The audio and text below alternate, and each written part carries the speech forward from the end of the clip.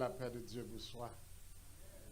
Il y a tellement de choses qui me passent à l'esprit là ce matin que j'aurais pas le temps de terminer mon message si je voulais tout partager là. Mais laissez-moi vous dire que j'ai 53 ans. J'ai accepté Christ à l'âge de 10 ans. J'ai 27 ans dans le ministère. Et je peux vous dire une chose, que Dieu n'est pas un Dieu de foule. Ce que je constate ici, surtout en Amérique du Nord, lorsque les gens viennent, ils cherchent de grosses églises. Et ils cherchent de la foule. C'est pas facile de trouver quelqu'un qui va chercher une église pour grandir avec. Et cela fait toute la différence avec vous, mes frères et sœurs. Cela fait toute la différence.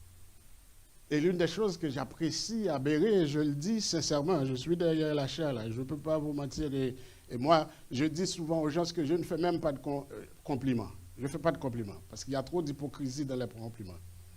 Je dis ce que je constate. Et c'est pourquoi, si vous êtes mon ami, vous allez voir que je ne vais pas vous dire que si ça ne va pas. Je me souviens, j'ai une amie, je vais vous donner une anecdote. Il y a une amie que j'ai, et à un certain temps, elle était ma patronne. Et un jour, elle me voit dans le bureau, elle m'a dit, Tim, elle m'appelle Timo, elle m'a dit, Timo, t'as pas vu que j'ai perdu du poids? Je dis, non. Elle dit, oui, mais je fais les choses. Je dis, continue à faire ce que tu fais. Parce que je ne l'ai pas vu. Parce que je ne vais pas te mentir là. Donc si tu es mon ami, c'est moi qui dois te le dire. Donc, je ne fais pas de compliments. Je dis ce que je constate. C'est pour vous dire que ce que je dis là, c'est parce que le Saint-Esprit me convainc et je le vois. À chaque fois que je viens ici à Béret, je suis béni. Je suis béni, bon. Je suis béni aussi dans d'autres lieux, mais d'une façon spéciale. Mais ce que je trouve intéressant, c'est que ça fait 13 ans que je suis pasteur d'une église, ici à Montréal. C'était une église québécoise. Quand je dis québécoise, c'était des blancs québécois pure laine, quand je suis arrivé. Et je suis arrivé en 2009. En 2012, tous les Québécois sont partis. Et en groupe, ils sont partis. Mais il y avait une culture. Et les Haïtiens qui étaient là continuent avec cette culture-là. Donc, ce n'est pas facile de changer, en tant que pasteur, la culture d'une église. Mais quand c'est Dieu qui vous donne la possibilité de commencer quelque chose et que vous suivez la dictée du Saint-Esprit, ça fait toute une différence. Et c'est ça que je vois ici à Béret. Et comme frère Joachim l'avait bien dit, la prière, la parole et l'évangélisation, c'est l'évangile là. C'est pas ça l'évangile?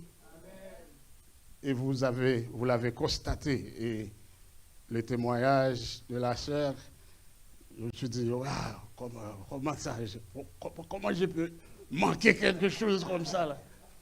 Mais le problème, c'est que la date, on était ensemble à l'assemblée de AGC. J'ai dit, oui, je serai là. Mais je ne l'avais pas mis dans mon agenda. Et j'ai répondu à une invitation pour prêcher hier soir. Et puis, quand quelqu'un d'autre m'a appelé pour encore hier soir, j'ai dit, mais je devrais aller à Maniwaki. Et j'ai répondu à une autre invitation pour prêcher en même temps. Donc c'est pour ça que Mais ma femme qui voulait tellement être là aussi, et elle n'était vraiment pas bien pendant toute la semaine. Même ce matin, elle m'a dit, tu dois appeler ton fils là pour m'amener à l'église parce que je ne peux pas conduire. Donc elle ne se porte pas bien, elle est maladive, donc elle ne pouvait pas être là. Mais c'est partie remise. La prochaine fois, je vais être sûr que je mets ça dans mon téléphone. C'est pourquoi Dieu nous accorde là ces petits gadgets pour nous rappeler là quelque chose d'avance qu'on a un rendez-vous. Mais ce que je veux vous encourager, mes frères et sœurs, ne vous découragez pas. Vous êtes comme vous êtes là et Dieu est au milieu de vous. Vous n'avez pas besoin d'être 100, 200, 300, 500. C'est bon, je ne dis pas que ce n'est pas bon hein, d'avoir une grosse église avec 300. Il faut savoir aussi que ça vient avec beaucoup plus de problèmes. Mais, mais quand on est là et qu'on est béni à chaque dimanche, et des fois je me demande, sincèrement, là, ce matin, là, quand je suis arrivé, je vois Sœur Micheline là, sur ses deux pieds, je dis, comment ils font ces deux-là? Comment ils font? Mais la parole de Dieu nous dit, quand on est avec Dieu, il nous rajeunit. Il nous rajeunit. Je regardais le visage du pasteur, il devrait être fatigué. Regarde son visage. Son visage est rayonnant là ce matin. C'est la grâce de Dieu. Quand on est dans son travail, quand on fait sa volonté, il fait ce qui est impossible pour nous. Il fait ce qui est impossible. J'ai 5 minutes. C'est pas vrai, vous terminez à midi. C'est une autre chose, c'est qu'on n'est pas dans le statu quo ici à Bélier. Ce que Dieu nous met dans l'esprit, sur le cœur, on le fait. On ne regarde pas l'heure là. À midi, on doit terminer à midi. Si Dieu nous dit qu'il faut continuer, on continue. C'est l'esprit qui travaille.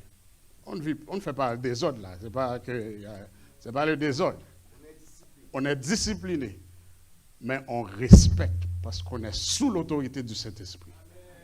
On respecte le Saint-Esprit parce qu'on est là pour louer Dieu et pour faire ce que Dieu nous dit. Philippiens chapitre 3. On va lire 2 versets, versets 12 et 13. Philippiens 3, 12 et 13.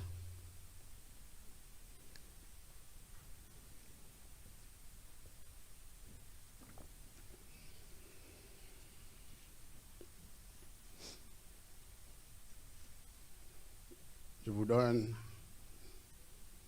1 minute pour trouver Philippiens, Galates, Éphésiens, Philippiens 3.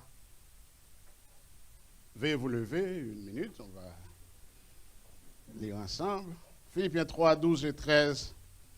Ce n'est pas que j'ai déjà remporté le prix ou que j'ai déjà atteint la perfection, mais je cours pour tâcher de le saisir, puisque moi aussi j'ai été saisi par Jésus-Christ.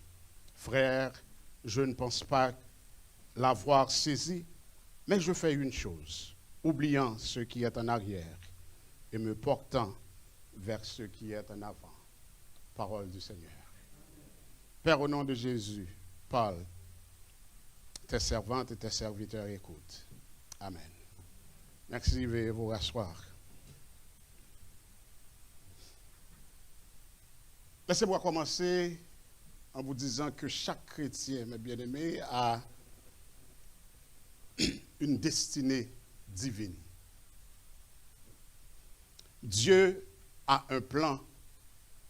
Dieu a un but pour chacun de ses enfants. Un dictionnaire définit destiné comme sort spécial réservé à quelqu'un ou quelque chose et prédéterminé par sa nature propre ou les événements extérieurs, généralement en dehors de toute volonté humaine. Mais pour le le besoin de ce message, je veux définir la destinée divine comme tout ce que Dieu veut que vous soyez. Tout ce que Dieu veut que vous ayez maintenant et dans le futur. Ce matin, j'aimerais dire à quelqu'un qui est ici que c'est la volonté de Dieu pour vous que vous soyez bénis. C'est sa volonté. Dieu a un plan et un but pour votre vie. Peu importe votre âge, peu importe votre beauté, peu importe le nombre ou le montant d'argent que vous avez dans votre compte en banque. Ça peut être négatif ou très positif. Mais Dieu a un plan pour vous. Il a un plan pour vous. Il a un but pour votre vie. Mais cependant, il y a quelque chose que vous devez faire. Dieu ne nous a pas créés comme robots. Il veut que nous participions dans le plan qu'il a pour notre vie. Et si vous voulez marcher dans le but que Dieu a pour vous, donc permettez-moi ce matin de partager avec vous quelques éléments qui vous aideront à accomplir cette destinée divine. Et la première étape est que si vous voulez marcher dans le but et marcher dans la destinée que Dieu a pour vous, vous allez devoir laisser tomber le passé. Laissez le passé derrière vous. Vous pouvez dire, mais pourquoi dites-vous cela, pasteur? Je dis cela parce que, mes bien-aimés, vous ne pouvez pas avancer dans la vie en regardant en arrière. Avez-vous jamais vu un athlète courir comme ça? Qu'est-ce qui allait arriver? Il allait se dérouter ou frapper quelque chose, tomber. Quand un athlète court, il regarde le but, droit en avant.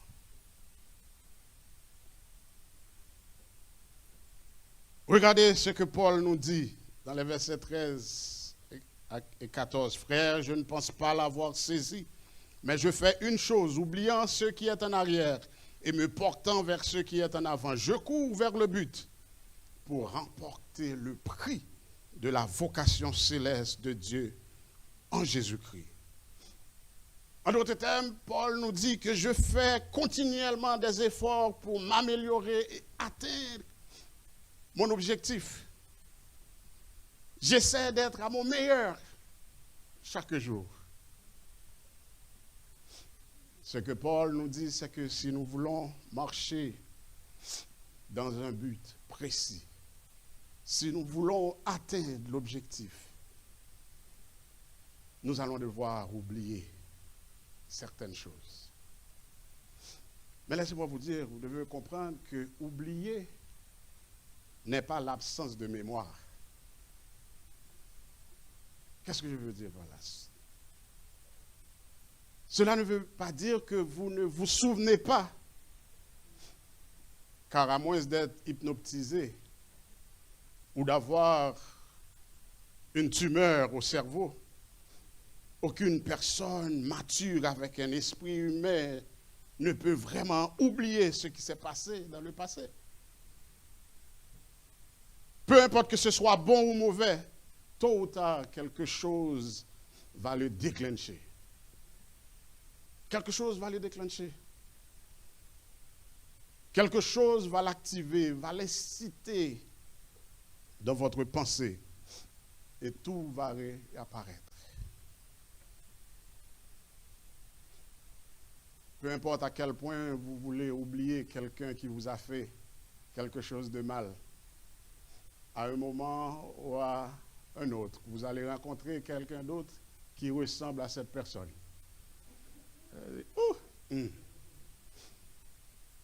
Et puis tout va réapparaître. Et vous allez commencer à vous rappeler de tout ce qui s'est passé.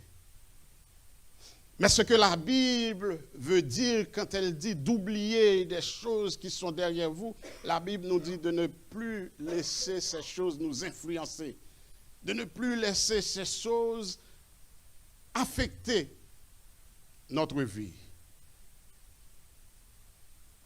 Cela veut dire tout simplement de briser le pouvoir du passé dans votre vie. Mais bien aimé, on ne peut pas changer le passé. Parce que le passé est dans la tombe du temps. Et on ne peut pas retourner en arrière, le déterrer et le changer. Mais on peut changer la signification du passé. On peut changer son emprise sur notre vie. Ce que l'apôtre Paul parle d'oublier, ce n'est pas son passé, dont il a rappelé les grandes lignes, quelques phrases plus haut dans cette lettre. Mais ce qu'il veut oublier, c'est ce qui, dans son passé, le tire en arrière et l'empêche d'avancer. Mais bien aimé, il y a tant à oublier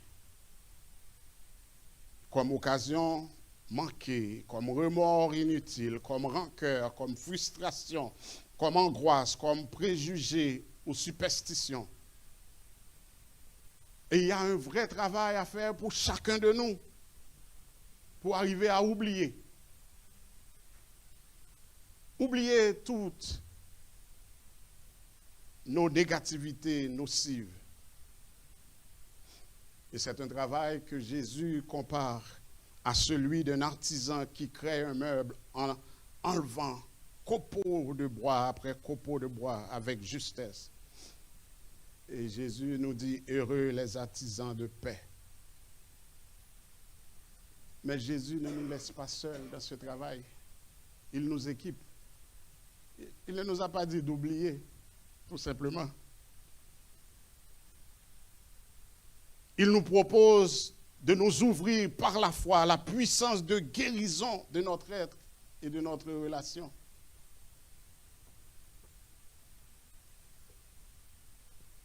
Alors nous pouvons, mes bien-aimés, marcher. Nous pouvons même courir joyeusement sur le chemin de notre vie parce que Jésus est avec nous.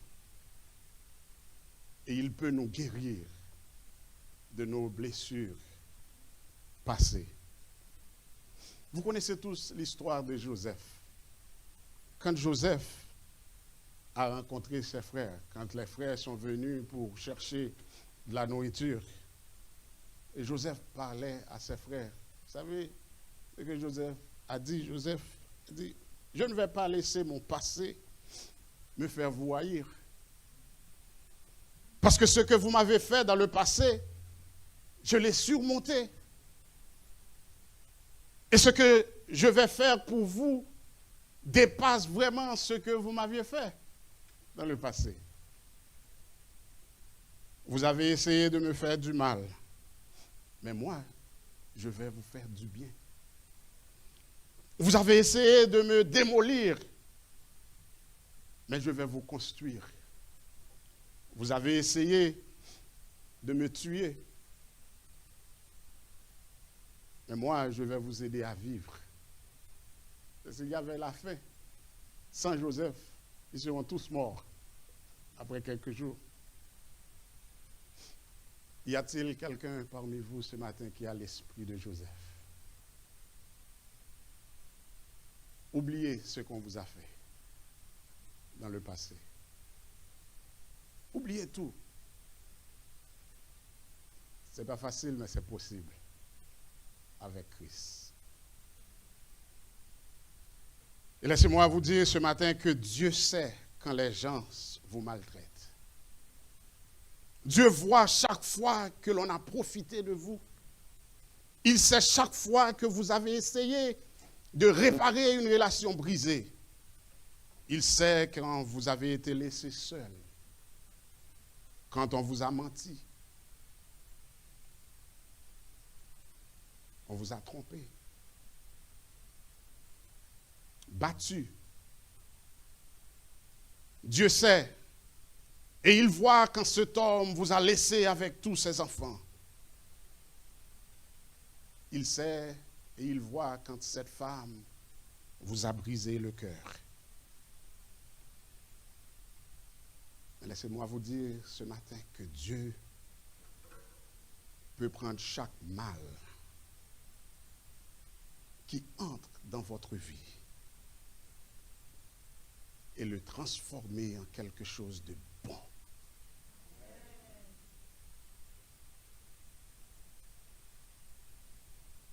Ce qu'il voulait faire de mal, Dieu le fait pour votre bien.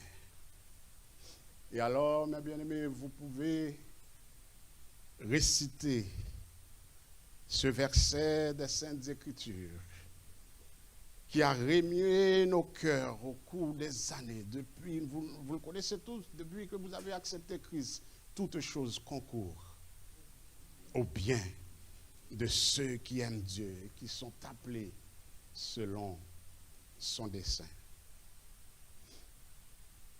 Mais il y a un problème. Voilà le problème. Trop d'entre nous sont enchaînés par le passé. Et vous ne pouvez pas avancer parce que vous passez trop de temps à regarder en arrière.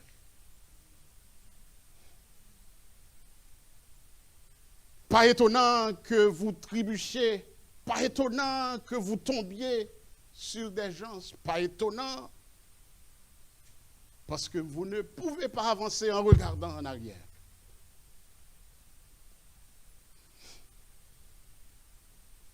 Mais bien aimé, Dieu essaie de vous amener à votre véritable amour.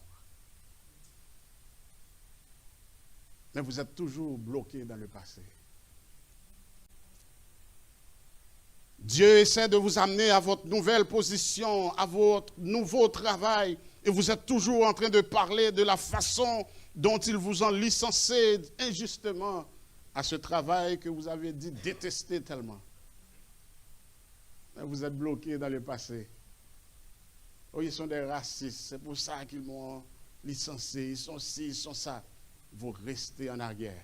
Tandis que Dieu a déjà préparé un travail que vous allez aimer. Vous allez pouvoir vous épanouir.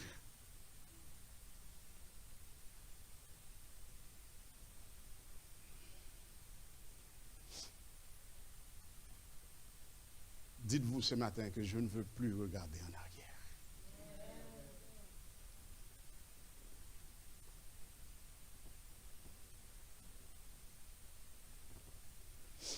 Ce matin, je veux dire à quelqu'un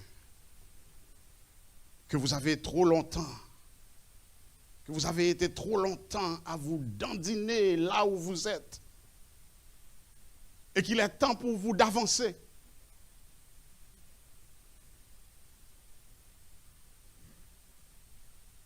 Vous voyez ce que Dieu voulait, mes bien-aimés, pour les enfants d'Israël. Il les avait fait sortir de l'esclavage, traverser le désert et arriver au pied du mont Sinaï. Et tout ce qu'il voulait, c'est qu'il passe quelque temps, qu'il passe un moment dans l'adoration et qu'il entre dans la terre promise. Mais les Israélites regardaient en arrière. Vous vous souvenez de l'histoire?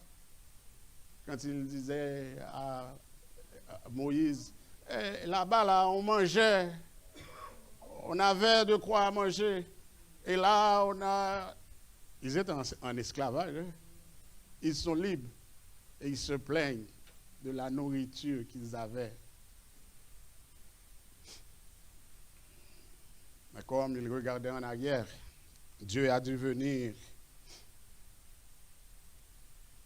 2 ans plus tard et leur dit, vous êtes restés ici trop longtemps. levez-vous et entrez dans la terre promise.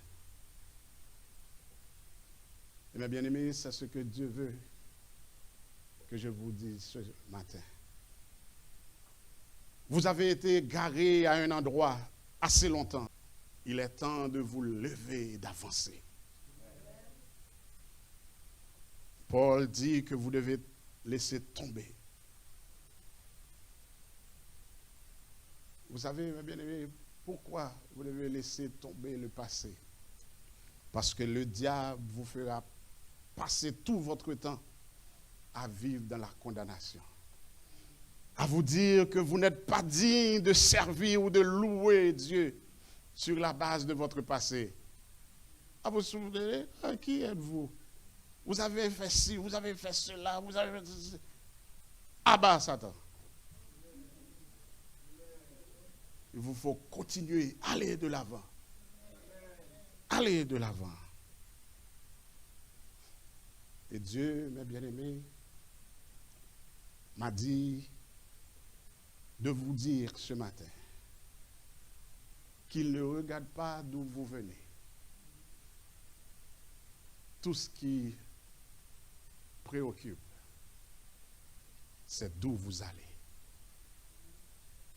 Allez-vous avancer ce matin?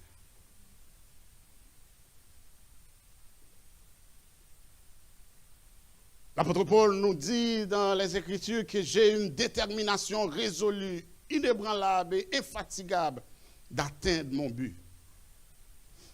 L'apôtre Paul nous dit que dans le royaume de l'Esprit, tout ce que je veux faire est d'atteindre mon but. Le but de la vocation de Dieu. Mes bien-aimés, je crois que si nous voulons atteindre le niveau que Dieu veut pour nous en ce temps que nous vivons, nous allons devoir laisser tomber nos passés et nous presser vers l'avant. La nonchalance, sœur de la paresse, n'est pas une vertu chrétienne. Dieu l'a condamné sévèrement dans le livre des Proverbes. Mais bien aimé, il ne s'agit pas de déployer une énergie personnelle, mais de joindre à la foi la vertu.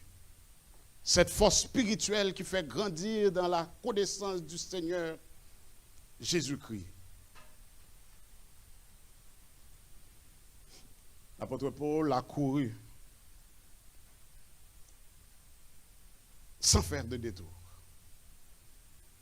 Quand Jacob, le patriarche, paraît devant Pharaon, le Pharaon d'Égypte, Jacob avait 130 ans. Mais il dit que les jours de sa vie ont été courts et mauvais. Pourquoi?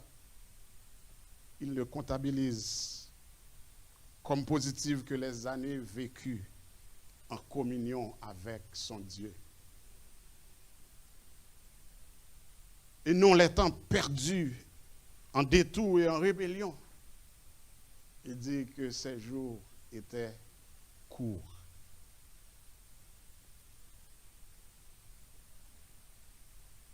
Quel est, mes bien-aimés, le but? L'apôtre Paul nous dit que je cours vers le but. Quel est le but? C'est la gloire avec Christ et Christ dans la gloire. Le prix accordé au vainqueur sera là-haut la satisfaction du Maître. Et tout ce que Dieu a préparé pour le bonheur de ses enfants, pour la gloire, pour sa gloire, et celle de notre Seigneur Jésus-Christ.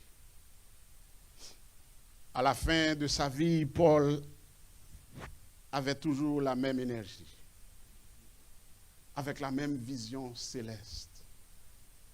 Il ne s'était pas détourné du but, attendant l'apparition du Seigneur. Ce n'était pas le résultat d'un choix personnel. Paul avait conscience d'avoir été appelé par Dieu d'un appel céleste. Mais mes bien-aimés, il ne s'agit pas de son appel spécial comme apôtre, mais de celui qui nous concerne tous en tant qu'enfants de Dieu. Alors, pour terminer, mes bien-aimés, qu'est-ce que Dieu nous dit? Dieu dit, mes bien-aimés, que vous avez dû endurer des moments difficiles dans le passé, que vous avez eu des routes difficiles le long de votre chemin, que vous avez eu des endroits secs dans votre désert, mais il vous défie d'aller de l'avant. Parce que si vous persévérez, il aplanira votre chemin accidenté. Il nous dit que je rendrai vos derniers jours meilleurs que vos premiers jours. Et il enverra la rosée du matin dans vos endroits arides. Mais vous avez quelque chose à faire. Il y a une condition. C'est que vous devez laisser tomber le passé. Vous devez laisser partir. Vous devez le laisser derrière vous. Laissez partir les mensonges. Laissez partir les blessures. Parce que tant que vous vous accrochez au passé, vous ne pouvez pas aller de l'avant. Que le Seigneur vous bénisse.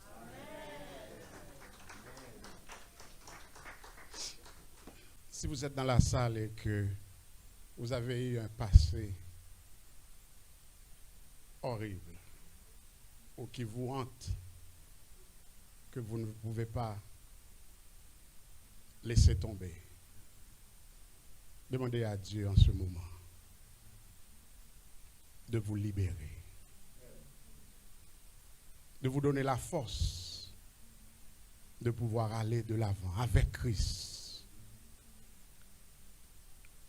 Comme pasteur l'a dit, et nous l'avions dit tantôt, que Paul a parlé dans le passage de son passé. Il a parlé de tout ce qu'il a accompli, tout. Mais il a dit, je fais une chose. Une chose. Et c'est ce que Dieu vous demande ce matin, ce midi, de faire une chose. Oubliant ceux qui sont en arrière. Et vous pressez vers le but. Père Céleste en Jésus-Christ, nous te disons merci pour ta parole. La source de notre force, notre guide. Merci pour le Saint-Esprit, pour ton Esprit Saint qui travaille dans la vie de chacun de tes enfants maintenant. Au nom de Jésus, je te demande de libérer, Seigneur, des gens dans cette salle en ce moment. Je te demande au nom de Jésus d'accorder cet esprit, l'esprit de Joseph, à certaines personnes qui ont été trahies, qui ont été, Seigneur, qu'on a menti, afin de pouvoir pardonner, afin de pouvoir laisser tout derrière et se fixer sur toi.